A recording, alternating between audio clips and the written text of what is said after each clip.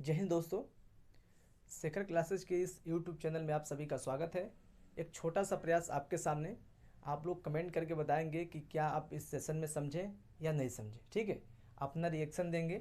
और इस सेशन में देखा है तो अधिकांश जो प्रश्न मैथ की दृष्टि से, एक छोटा सा सेशन लगभग 5 से 10 मिनट का है, मैथ का सेशन है। मैथ के सेशन में मैं आपको समझाऊंगा मुश्किल से 4 क्वेश्चन। ठीक, उस 4 क्वेश्चन में अपना देखेंगे कि क्या आपका कितना स्कोर गया।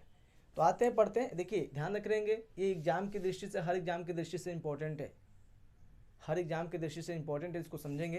तो हमारा आज का जो टॉपिक है उस टॉपिक में ध्यान रखेंगे माध्य, माध्यिका, बहुलक और परिसर को याद रखेंगे। मुश्किल से 10 मिनट में इन चारों सेशन को समझना है। टोटली 10 मिनट में समझना है इन चारों सेशन को। ध्यान रखेंगे, ध्यान से सुनेंगे है क्या। तो पहले देखेंगे, इसको अगर समझना है तो हमारे पास क्वेश्चन होना चाहिए। क्वेश्चन पे समझने के लिए बहुत आसानी हो जाएगी, वहाँ पे आप समझ पाएंगे। लेकिन अगर आप देखते हैं कि इसको डिफिनेशन से, तो ज़्यादा झोल बनाने की जरूरत नहीं है। आप आएंगे इस पे, जो एग्जाम क्या बोलते हैं, क्वेश्चन पेपर पे, तो क्वेश्चन पे जब जाएंगे तो उस पर समझने में आपको बहुत आसानी होगी। ठीक है, दिया है पहला क्वेश्चन, क्वेश्चन नंबर फर्स्ट दिया है आपका, कि क्वेश्चन दिया है कि 2, 4, 6, 8, 10, 12 का माध्य क्या है। पहला क्वेश्चन आपके सामने दिया है कि 2, 4, 6, 8, 10 का माध्य क्या है। तो इसका माध्य आपको निकालना है।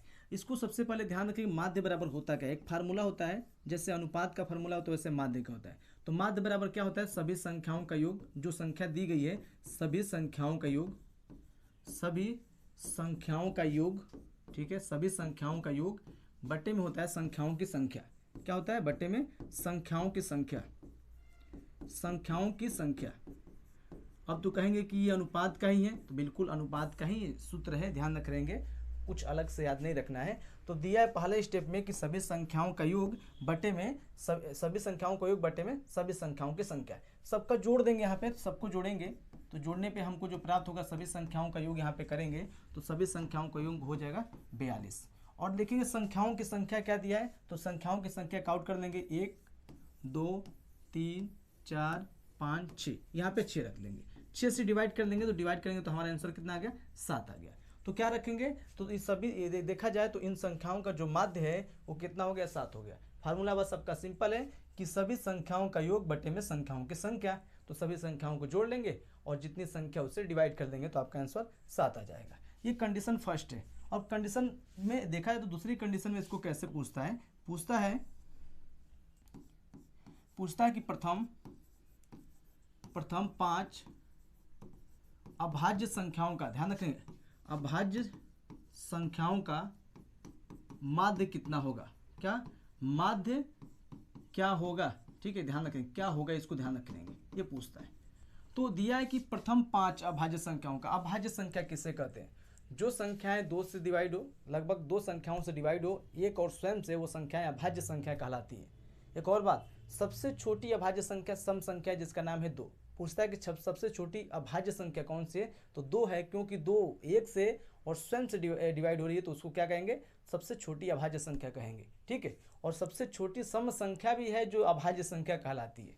आते हैं इसमें कि दिया कि प्रथम 5 अभाज्य संख्याओं का योग, तो लिखेंगे प्रथम 5 अभाज्य संख्या, 2 भी हो जाएगा क्योंकि 2 1 से डिवाइड होगा और स्वयं से यानी 2 से डिवाइड होगा। ठीक है, अब देखते हैं 3, 3 भी 1 से डिवाइड होगा और स्वयं से डिवाइड होगा यानी 3 से, और किसी संख्या का इसमें इंक्लूड नहीं करेंगे।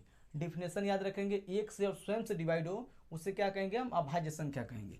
3 हो गया। अब आते हैं 5, 4 नहीं हो सकता है, ध्यान रखेंगे 4 क्यों नहीं हो सकता है, देखिए ध्यान रखेंगे, 4 जो है 1 से डिवाइड होगा, 2 से भी होगा और 4 से होगा। ठीक है, लेकिन हमारा कंडीशन ये है कि जो संख्या 1 से और स्वयं से डिवाइड हो, चाहे स्वयं से विभाजित हो, वो क्या कहलाती है, अभाज्य संख्या कहलाती है।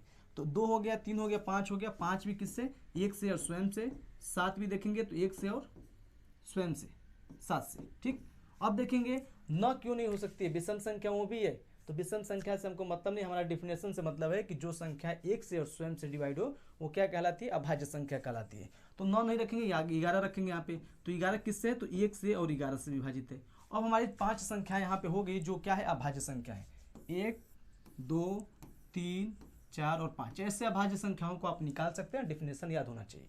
अब आते हैं, दिया है कि अभाज्य संख्याओं का माध्य निकालिए। तो माध्य बराबर, मैंने आपको एक फार्मूला बताया था कि माध्य बराबर होता क्या है। ठीक है,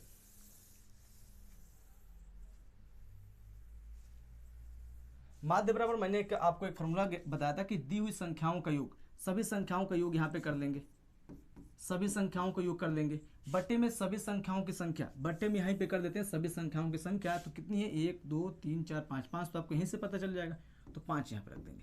अब इसको निकालना है, आपको हल करना है, तो जोड़ लेंगे इसको, कितना होगा, तो ध्यान रखेंगे कि कितना हो गया ये 5 2 7, 7 7 14, 14 3 कितना होता है 17, 17 11, जोड़ लेंगे इसे, 17 11 28 हो गया। ठीक है, 28 बटे में कितना रखेंगे 5 रखेंगे। ये ध्यान रखेंगे, एक बार और जोड़ लेंगे, अगर आपको गलत लगे कि जोड़ने में गलती है तो इस बार एक फिर से जोड़ लेंगे। 5 5 10, 10 7 17, 17 11 28। ठीक, 28 बटे में 5 हो गया। अब इसको डिवाइड कर लेंगे, डिवाइड करेंगे कितना हो गया 5 3। ठीक है, 5.6 इसका क्या होगा आंसर होगा, यही क्या है इसका माध्य। ध्यान रखेंगे, डिवाइड कर लेंगे बाद। तीसरे प्रश्न पे आते हैं, ये तो माध्य हो गया। तीसरा प्रश्न क्या है, ये तो बताए थे। तीसरा प्रश्न दिया है कि 3 4 7 9 10 और क्या दिया 13 और 15 का माध्यिका बताइए। माध्यिका बताना है, तो माध्यिका में सबसे पहले आपको एक चीज याद होना चाहिए कि आरोही क्रम किससे कहते हैं। आरोही तो सबको पता है, आरोही सबको पता है, नहीं पता है घर में कोई चीज़ बांटते हैं तो नहीं कहते हैं कि सबसे पहले छोटे को दो फिर उसके बाद से बड़े को देते जाओ। आरोही संख्या वही कहलाती है, सबसे पहले छोटे को रखिए फिर क्रम से बढ़ाते रहिए। तो सबसे पहले इसमें छोटी संख्या किसको देखेंगे, तो सबसे छोटी संख्या कौन सी है इसमें 3 है, उसके बाद से फिर 4 है, उसके बाद से कौन सा 7 है, फिर 9 है, फिर 10 है, फिर 13 है, फिर 15 है। ये आपकी संख्याओं को मैंने आरोही क्रम में सजा दिया। अब इसमें क्या पूछ रहा है, माध्यिका पूछ रहा है, मतलब बीच वाला अंक कौन सा है। तो ध्यान रखें, जब संख्याओं को काउंट करेंगे तो काउंट कर लेंगे कितनी 1 2 3 4 5 6 7। अगर जब विषम कंडीशन देता है, यहाँ पे ध्यान रखें, जब विषम कंडीशन में संख्याएं देती है तो कुछ नहीं करना है, आपको यहाँ से 3 3 डिवाइड कर देना है और बीच की जो संख्या बचेगी वही क्या कहलाएगी, आपकी माध्यिका कहलाएगी। लेकिन ये विषम संख्याओं पे माध्यिका कहलाएगी, विषम संख्याओं पे कंडीशन होता है। लेकिन यहीं पे अगर सम संख्या दे दे कि सम संख्याओं का अगर दे दे यहाँ पे कि सम संख्या दी हो तो उसमें कैसे हल करेंगे। तो मान लीजिए इसमें 15 में हमने 17 यहाँ पे जोड़ दिया तो हमारी टोटली संख्याएं 8 हो गई। तो अब लिखेंगे क्रमागत, चाहे आरोही क्रम में लिखेंगे तो 3 4 7 9 10 13 15 और इसके बाद 17 लिख देंगे। ठीक है, अब ये 17 हमने लिख दिया। अब हमारी संख्याएं हो गई सम संख्याओं में, पहले तो विषम संख्या था तो हम 3 3 डिवाइड करके इसको हल कर दे रहे थे। अब इसको क्या करना है आपको कि आपको फिर 3 3 डिवाइड कर दीजिए, इसमें से भी 3 3 डिवाइड कर लीजिए। बची है 2 संख्याएं 9 और 10 बची है। अब क्या करिए, इसका निकाल लीजिए माध्यिका। 3 4 7 दिया है तो इसमें दिया है कि 9 और 10 और इसमें 13 15 17 दिया है तो 3 3 को डिवाइड कर देंगे। पहले 3 3 को डिवाइड आपने कर लिया और डिवाइड करने के उपरांत बांट लीजिए इसको। बांटने के बाद क्या किया आपने कि यहाँ पे 2 संख्याएं जो बची है इसको क्या कर दिए, जोड़ दीजिए दोनों संख्याओं को। जब 9 और प्लस 10 को जोड़ेंगे और बट्टे में 2 संख्याओं को जोड़े हैं तो 2 से आप डिवाइड करेंगे। अब देखेंगे क्या है इसमें, तो कितना हो जाएगा, ये 2 संख्या है तो 2 से डिवाइड कर दीजिए तो कितना हो गया 19 बट्टे में 2 यानी कितना 9.5। इसके बीच की जो माध्यिका होगी अगला अंक होगा 9.5 ही होगा। इसको पूछ रहा है माध्यिका के तौर पे। तो आपका दूसरा कंडीशन भी हो गया कि सम और विषम पे कैसा है। अगला जो इसमें क्वेश्चन दिया है, एक और क्वेश्चन देख लेंगे कि दिया है कि 1 3 5 5 5 7 7 9 का बहुलक क्या है। ठीक है, बहुलक किसे कहते हैं, जिन संख्याओं का जितनी बार आवृत्ति हो, चाहे जितनी संख्याएं प्रस्तुत हो, चाहे उसकी पुनरावृत्ति हो, वो संख्याएं हमारी क्या कहलाती है, बहुलक कहलाती है। तो सबसे पहले लिख लेंगे 1 कितनी बार आया, 1 बार। 3 कितनी बार आया है, 3 देख लीजिए, नहीं 1 ही बार आया है। 5 देखें कितनी बार आया है, 5 3 बार आया है। 7 कितनी बार आया, 2 बार आया है। 9 कितनी बार, 1 बार आया है। अब किन संख्याओं का सबसे ज़्यादा बार आवृत्ति हुई है, आया है, कौन सी संख्याएं ज़्यादा इसमें दिखाई दे रही है आपको, तो दिख रहा होगा आपको कि 5 संख्या हो जो सबसे बार 3 बार आई हुई है तो 5 इसका क्या हो जाएगा, बहुलक कहलाएगा। ठीक है, क्या कहलाएगा, बहुलक कहलाएगा। बहुलक बहुत ईजी होता है, बस इसको याद रख लेंगे, ऐसे याद हो जाएगा। फिर अगला एक आता है आपके सेशन में, इसी में रखा गया है कि परिसर ज्ञात करिए कि 1 6 9 7 8 4 5 का परिसर बताइए। परिसर क्या होता है, तो परिसर में 2 कंडीशन बस याद रखेंगे, सबसे इजी ये भी है। इसमें क्या करना है कि सबसे बड़ी संख्या लिख देंगे, लिखेंगे यहाँ पे सबसे बड़ी संख्या, सबसे बड़ी संख्या लिखेंगे, सबसे बड़ी संख्या लिखेंगे इसमें से कौन सी है तो आपको देखना पड़ेगा। सबसे बड़ी संख्या यहाँ पे 9 है और सबसे छोटी संख्या लिख लेंगे, यहाँ पे क्या लिखेंगे, सबसे छोटी संख्या।